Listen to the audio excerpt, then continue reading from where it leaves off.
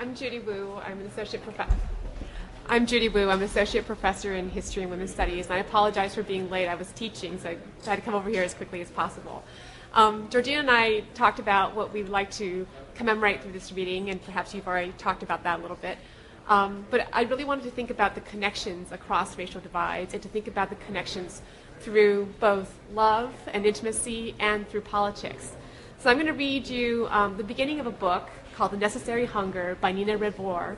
And she herself, I believe, is multiracial, was born in Japan. And this book is, in some ways, a coming-of-age story.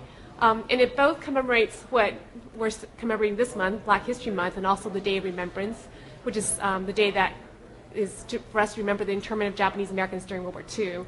But it's also a gesture towards March and March Madness and thinking about basketball. In December of 1984, when Raina and I were sophomores, my high school held its first and last annual girls' winter basketball tournament, the Inglewood Christmas Classic. The next year, an hour before the first round games were set to start, a light fixture fell from the ceiling and left a 6-foot hole in the floor. In the indignity of having to cancel the tournament once convinced my coach we shouldn't host it anymore. This was a shame because the first class was the only tournament we ever actually won. It was also the place I met Raina. I was running the clock on the first day when my coach came over and told me that Raina Weber had just walked in and that I should pay attention to her. He didn't add, he couldn't have known, that a few months later our parents would meet and fall in love, and that eventually the four of us would live together. All he knew was that Raina and I were two of the top sophomores in Los Angeles County. That day, when her game began, I sat and watched her in awe, so dazzled by the way she slashed through the other team's defense that I kept forgetting to add points to the scoreboard. Midway through the second quarter, Raina dove for a loose ball and landed smack on the scorer's table. She'd knocked the scoreboard control box into my lap, and she lay face down, her head between my hands, where the box had just been, and her legs trailing onto the floor.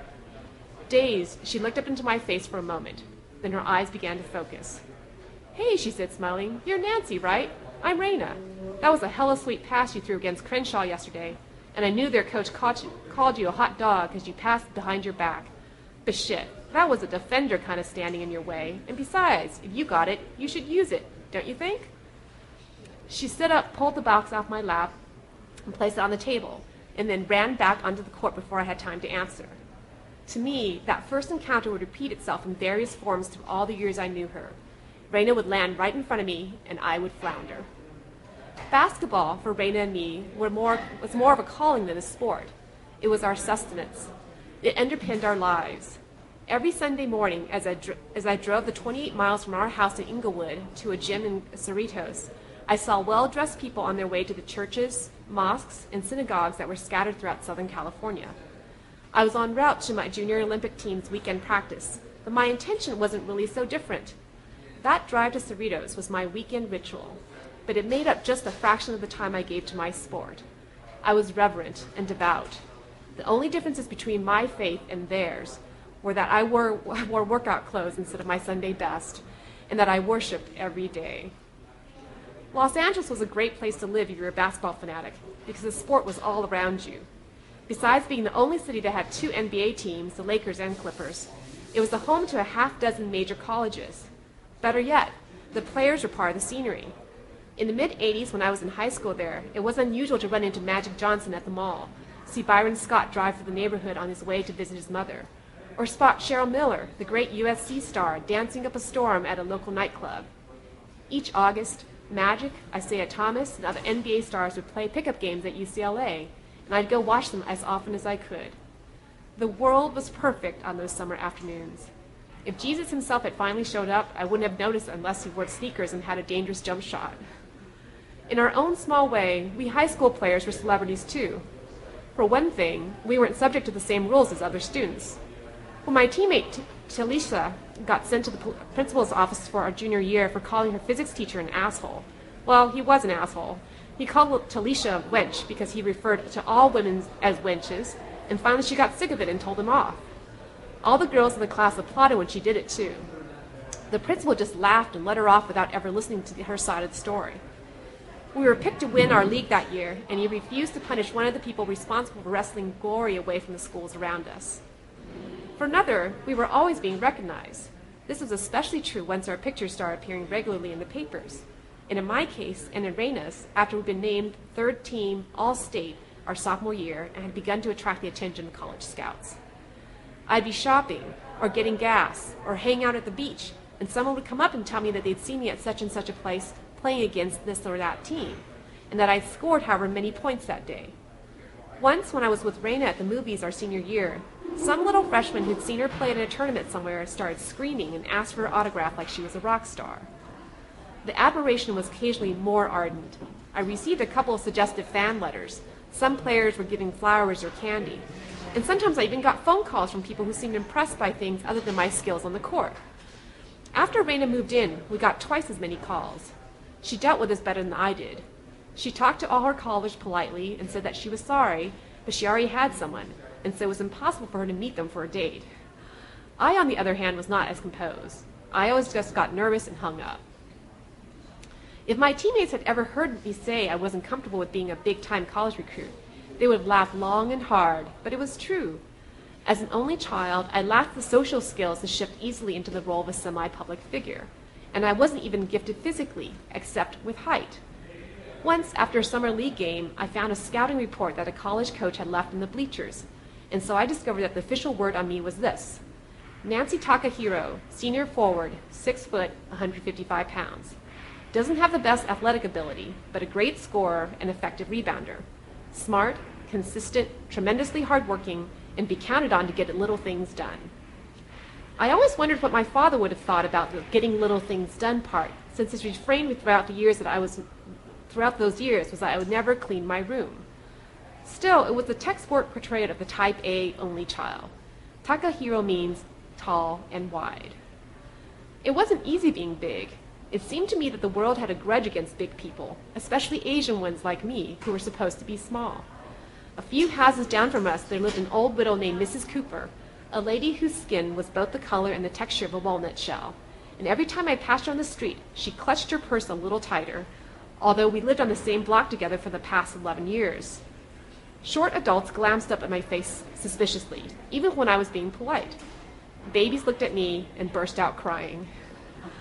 Maybe that's why I was drawn to Reina, because she was compact, her body well-proportioned and economical.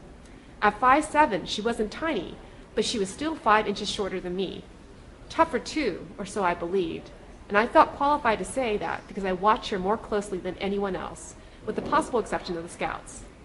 The day she landed on the table and introduced herself, her team, which was seeded 8th, was going up against the number 1 seed. Reina was the shooting guard on that underdog team, and she was making all the other players look like they were standing still. She moved around the gym as if it had been built for her, not arrogantly, but with the casual assumption that everyone knew it was hers and wouldn't mind if she'd come there to claim it.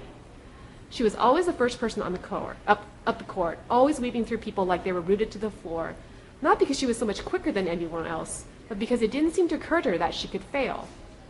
When she stood at the free throw line, she stared at the basket and held the ball at her waist as if she'd forgotten she had to shoot it, as if she could score the point just by concentrating hard enough. This attitude, I learned later, was typical at Reina. She approached every aspect of the game as if it were a matter of will. And who's to say it wasn't? Over the years, coaches and parents had encouraged kids to participate in sports on the grounds that sports build character. I've always thought it was more accurate to say that they show it. You live the way you play. A kid who blows an easy layup in the last few seconds of a close game is going to choke 10 years later on the witness stand. A kid who can kick a field goal to win the state football championship could be trusted to land a plane in a tornado. If there's something to be known about a person, it will become evident in the court or on the field. People with no experience in competitive sports don't understand how revealing they can be, or how serious. Anyone who thinks traders on Wall Street are under pressure should try shooting a free throw in a packed gym with the game on the line. When I saw Reina play that game, saw the way she stamped her foot against the floor in a stubborn refusal to give up, I knew my own devotion to basketball was just a shadow of what I was witnessing then. She played the game the way it was meant to be played, as if her life depended on it, and she seemed driven by some need or struggle or fundamental resolve that preceded the basketball and made it possible, and that I could never have actually accurately explained or described except to say that I myself didn't have it. The immediate effect of this resolve was that her team came back from 10 points down that day to beat the top seed, which had finished second in the state the year before. 2 days later, in the semifinals, her team would lose to the team we went on to beat for the championship. But that day, the day of the first round games, was Reina's. As I sat at the scorer's table watching her team celebrate at midcourt, I wondered about the guts and will that had led to that improbable charge from behind. And later, when I noticed her strong, broad cheekbones, her suddenly hesitant step, the shy grin that flashed out of that smooth coffee with cream face, I wondered about the person who owned them. Although Reina might have said I never made a fool of myself over her, I was a better judge, and I know that I did. I was 15 when I met her, and at the beginning of an awkward phase that would last roughly another decade. But I managed somehow to stumble my way into her life. We had some friends in common through Summer League and the Amateur Athletic Union. Through them, I'd find out what game or party she planned to attend and then just show up at it myself. My main source of information was Stacy Gatling, a high school teammate of Reina's who played on my spring league team that year. She was, like us, a lover of women, or as we put it, in the family. Within a week of the beginning of the spring league, she had informed me that Reina had a girlfriend, an older girl named Tony, and gave me her opinion of the calm, cool way I tried to deal with my attraction for her teammate. "She knows you like her, Nance," Stacy told me in the middle of a game one day when we were both warming the bench. "It's fucking obvious. You act like a fool around her." "Shit," I answered, "shit." "Stop tripping, girl," she said. "It's all right. You know she don't want you, so just play it cool. She likes you, though, so don't mess up the friendship by acting all crazy and shit." I hadn't known that Reina was spoken for, although I had heard she was gay. It was one of the great ironies of gossip that all the paranoid straight players who talked incessantly about who was gay actually did us a service of helping us to find each other.